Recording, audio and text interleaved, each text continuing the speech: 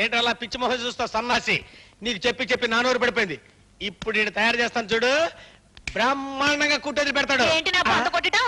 ఆడపిల్లల బట్టలు ఎలాగైనా కుట్టేది. ఈ జాకెట్ కుట్టింది నువ్వేనా?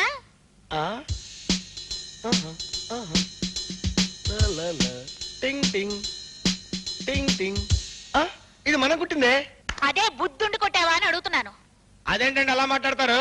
ఎవరట్టా కుట్టమంటే అట్టా కుట్టడానికే మేము ఇక్కడ కొట్టు పెట్టాం.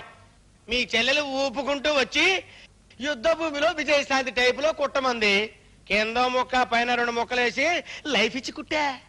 అవునక్క, నేనే కొట్టమన్నాను. నన్ను ఆరుమయ్యవే. ఏదో తెలుసో తెలియకో చిన్నపిల్ల కొట్టమంది అనుకో.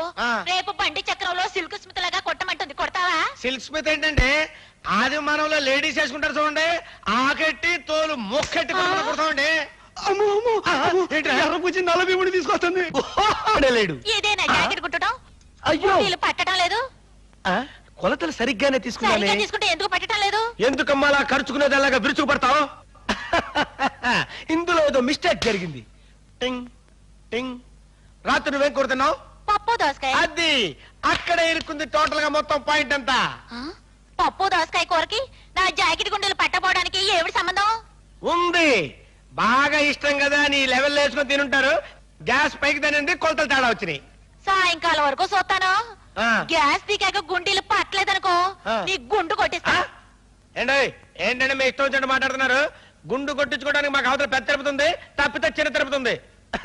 ఇంట్లో బంగాళదుంపలున్నా ఉన్నాయి. అయ్యంటే మీకు ఇష్టమేనా? బాగా ఇష్టం. ఆహా, బాగా ఇష్టం కదా ఇంత బంగాళదుంప కూడా తిన్నారనుకోండి, డబల్ గ్యాస్ పెరిగిపోతే పై గుండెలు పట్టుపడి పగిలిపోతాయి.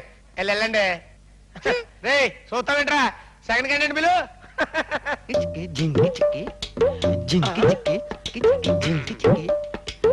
పచ్చగడ్డి మోసే నీ పడుచు పిల్ల నీ పవిట కొంగు. ఆపో ఆపో, నీ మోపు సంగతి నేను చూసుకుంటాను కదా.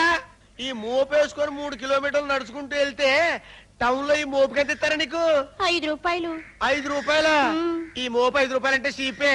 ఇదిగా నేను 10 రూపాయలు ఇస్తా, నాకు ఇచ్చేయి. గడ్డి మీరేం చేసుకుంటారు? తింటారా? పక్కేసుకొని పడుకుంటాను. నీకెందుకో ఇసుకలే. సరే అదా ఎక్కడికి రా నువ్వు? అది దింపడానికి. నువ్వు దింపేది పచ్చగడ్డి 10 రూపాయలకే పడుచు పిల్ల. నేను దింపుతా కదా. అదే ఈ ఎర్ర బుజ్జి పుట్టింది నల్ల ఫ్యూడ్ కోసం.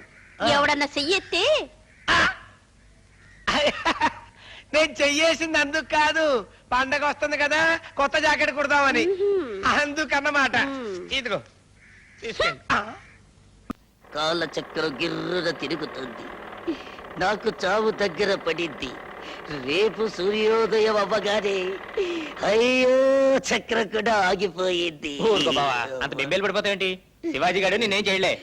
చూడు జాకెట్ల జాకి, ఆ శివాజీ గారు నన్ను చొప్పుట పెట్టరా, నాకు నీరు చచ్చుట పెట్టరా? నీకు నువ్వు చచ్చుటే బెటరు. ఎండలకు. ఎందుకంటే ఇప్పుడు నీకు నువ్వు చచ్చిపోవాలనుకున్నావు అనుకో, ఫ్యాన్ గురేసుకొని చావచ్చు, రైలుకి తరగా పెట్టి చావచ్చు, ఎలికల మంది చావచ్చు. మరీ అంత కాదనుకున్నావు అంటే సైలెంట్ మింగి ఫట్టక్ మంది చచ్చిపోవచ్చు. కానీ ఆడిని చంపాలనుకున్నాను అనుకో, ఇప్పుడు పిచ్చి కుక్క తరుగుతారు తెలుసా నీకు? తెలీదు బాబు. నాటు పందిని తరుగుతారు తెలుసా నీకు? లాంగ్ లో చూశాను. క్లోజ్ గా చెప్తా విను. నాటు పందిని తరుగుతా ఉంటే అది పరిగెడతా వెళ్తా ఉంటది, వెనకాల తరుగుతా ఉంటారు, చేతిలో బరిసి ఉంటది. అది పరిగెడుతుంటది, వెనకాల తరుగుతుంటారు, చేతిలో బరిసి ఉంటది. అందుబాటులోకి రాగానే శివాజీ గారు మా భావన చేయడానికి పందెం. పందెమా? ఎంతైనా పందెమా? ఎంతైనా పందెమా? 5 రూపాయలు వేసుకో. అయ్యో, ఆఖరికి నా తల ఖరీదు 5 రూపాయలు, 5 రూపాయల 50 పైసలు పందాలేసుకునే లెవెల్కి దిగజారిపోయిందా? ఈ టెన్షన్ నేను భరించలేను. ఇంటికెళ్ళి మందు కొట్టి నిద్రపోతాను. హలో, బతుకుంటే రేపు కలుద్దాం. హెడ్ జాగ్రత్త. నీ తల తీస్తాడా లేదా? అర నిమిషంలో 5 రూపాయల 50 పైసలు వచ్చి నా తలకాయ వెల గోలికాయ లెవెల్ కు పడిపోయింది. హతవిధి. బాగా తుడవరా.